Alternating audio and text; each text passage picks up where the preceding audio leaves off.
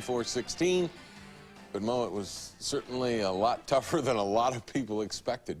Yeah, and we expected a good game.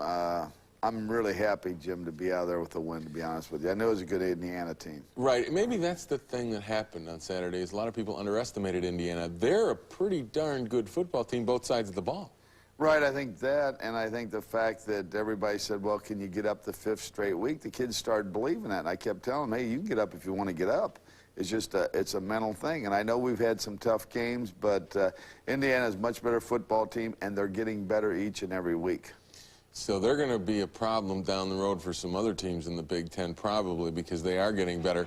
What about their offense? They got to you early. Oh, yeah, they're going to win their share of the games, Jim. And this guy, Green, did an exceptional job, and he got out a lot of third down possession-type passing and did a very good job. And then here's Dunbar, who was and demonstrated that he is a physical back as well as having the great speed and the ability to cut.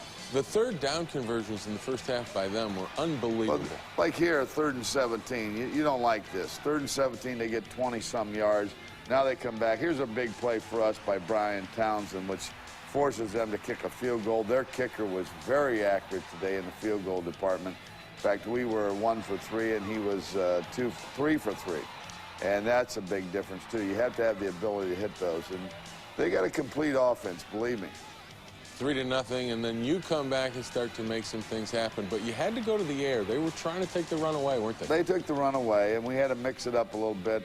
We just didn't get enough snaps. We only had 50 snaps offensively. That's why we didn't get the points and the yardage we normally get. There's a great catch by Walter Smith and an excellent throw by Elvis. Here's a good screen to Jesse Johnson. And, Jim, as you remember, we took the first drive down and we got stopped and they had to try a field goal we missed. Now this is our second possession. We only had 3 possessions the first half. When are people going to learn you can't cover Desmond Howard one-on-one in the goal line? Yeah, well, you got to be able to utilize him out there. In fact, he was bumped there. It should have been pass interference plus the touchdown. And we have to use him when they just single cover him. If they don't, then we have to go to the run. You're up 7-3, but back comes Indiana. This Trent Green was impressive. Right. They only had 3 possessions, too, and they had 2 field goals and a touchdown. So he threw, and they made some good catches. They caught the ball extremely well. What was you stopped the run fairly well. I mean, they had to throw more than I think they wanted, right? Oh, yeah. Yeah, the Dunbar only averaged 3 points some a carry, where he had been way up over 5. This is our first touchdown. Green goes in on the option.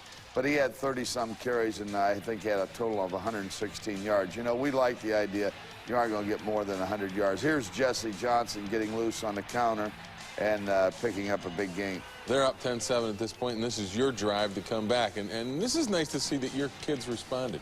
Right. I think we can execute offensively on most occasions, but you can't do it every down. You know, I tell the kids, hey, we'll have a great offense the day we never punt. And that's the day I'm looking for. But here, Elvis throws a great throw again to Walter Smith, hits him on the money so he can run with it after he catches it. And here Indiana tries one-on-one against Desmond again. Right, now we go out, and then Desmond breaks in and catches another touchdown. 5 catches, 3 touchdowns. That's not a bad afternoon. Not a bad afternoon at all. That's a big kickoff return. Puts you up 14-10, but Indiana comes back. Yeah, they come back. Again, controlling the ball on 3rd down. Do you worry about your defensive backs giving them a little too much cushion? Well, I do at times, but you don't want the big one, which, you know, later they hit a 40-yarder. Here we missed a tackle, and Green does a great job scrambling for a first down. But you're right. I like to be up in there a little tighter at times, but not at the expense of throwing one over your head. Here they do a good job just throwing and catching the ball. We had decent coverage. You got to give their receiver. Their receiving core goes a little unnoticed. They make some good catches. And here's Brian Townsend again. I think Brian's playing extremely well, having a great 5th year for us and coming back, and he's really added to our defense. And you forced them to kick the field goal, so it's 14-13, even though they were knocking on the door at halftime. Talk to me about what you're thinking running into the tunnel at halftime. Well, I kept thinking offensively, are we ever going to get the ball? And I was really concerned about whether our defense could get them stopped. And, you know, all of my thoughts were there. So you try to, you go to a little different strategy offensively. What you'd like to do is score, but you'd like to eat up the clock scoring. And yet, you know, the table turned a little bit. Again, I think our our defense was a little too soft, Jim. But at least the main thing we did defensively, I'll tell you, the difference between this week and the weeks before, we stopped them a couple times and forced them to kick field goals. Before, as you recall, those had turned into touchdowns. The second half was a big half for the Wolverines. Don't go away. We'll be back with those highlights. Plus, we'll hear from a Wolverine who was very impressed with the Hoosiers. It is due to the kickoff return team. We have a good kickoff return team. The individuals on the team enjoy what they're doing. We have a good concept, and we went after it today.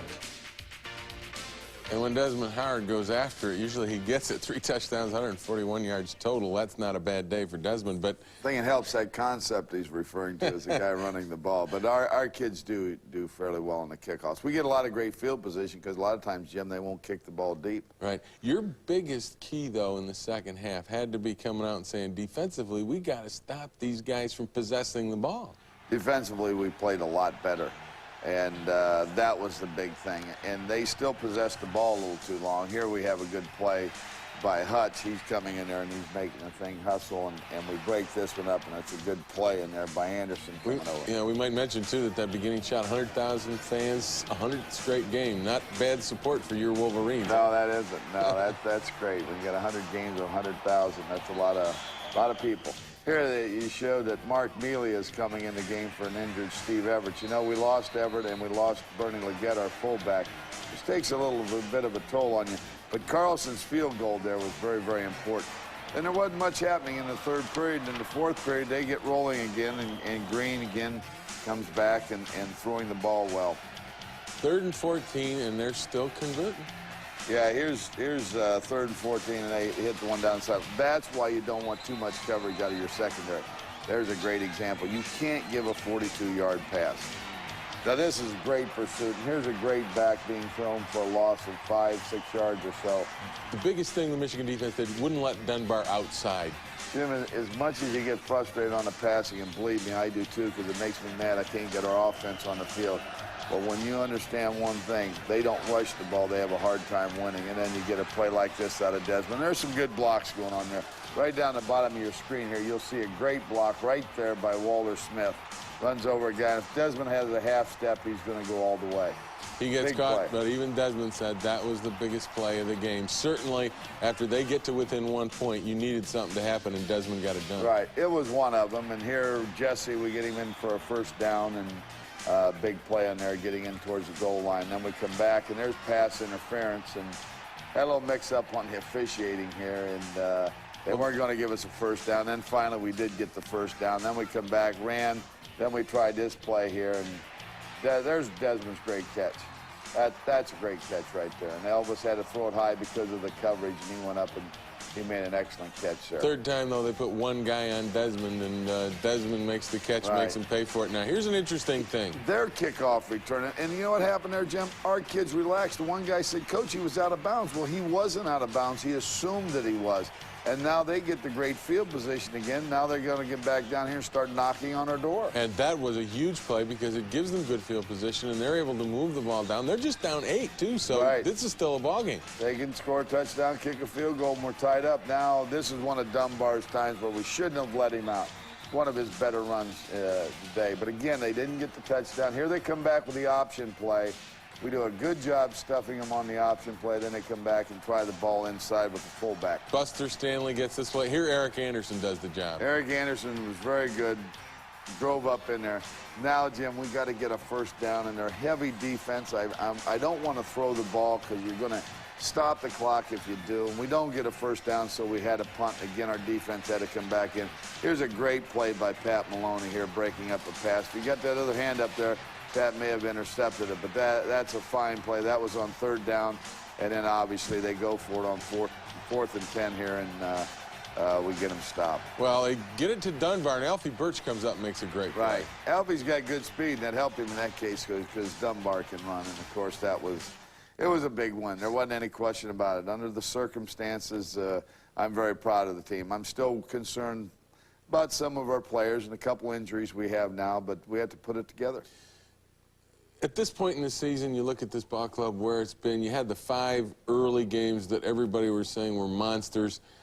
Do you think there was a bit of a letdown, even though you cautioned the kids against it? Well, I think so, and particularly, as you indicate, so many good teams, and then yet Indiana can play with a lot of those teams. And I think we're going to find that to be the case, but it didn't have the build-up. And after you win against Michigan State, you always have a letdown because that is a special game. So we can use that as an excuse of what happened, and we can be happy with the victory. And I will have to say, though, Jim, our kids practiced pretty hard. They played hard today, and we were just short on a couple plays, and yet we had the big victory. If I were to say there are a couple things that you'd probably be more concerned with as far as what you're going to work on going down the road, it'd be the kicking game. I think you got to get JD straightened around a little bit, and I think defensively you got to put some more pressure on a passer. Right, and we did a little bit better than we were last week, and we were better at Iowa, but you're exactly right. And we put emphasis on that, and we'll continue to, because I see our next opponents going back probably and throwing the ball quite often. Because we are good, but you know, you just can't allow them to start rushing the football, because then they really possess the ball and the clock. And so there's some things to work on, but I was proud of the kids the way they battled back. Hopefully it'll give our defense a little confidence. Defense got a little confidence against the Hoosiers. We'll be back, and we'll meet an old face in a new position. But first, we hear from a Wolverine who talks about what they had to do to get it done down the stretch. Everybody talked about our defense, talking about we never came through in the fourth quarter. We had to come through today. We had to stop the run. 6.